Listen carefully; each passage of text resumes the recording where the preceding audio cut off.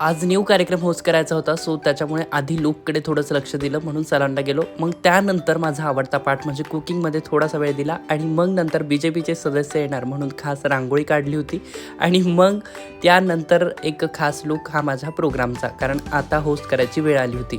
Host करायला गेलो, पण लोकेशनवरती तर कोणीच पोहोचलेलं नव्हतं. फक्त उत्सवमूर्ती होत्या आणि त्यानंतर हा माझा छोटासा खास असा लूक आणि मग नंतर फायनली गेम सुरू झाले.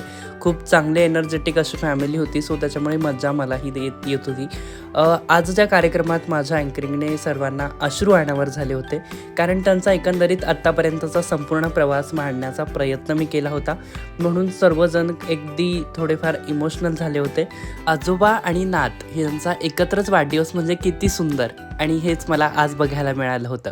सो त्यानंतर घरी आलो आणि बघितलं तर दिवाळीची घरात तयारी चालू झाली होती. वरच्या मुलांनी हे खास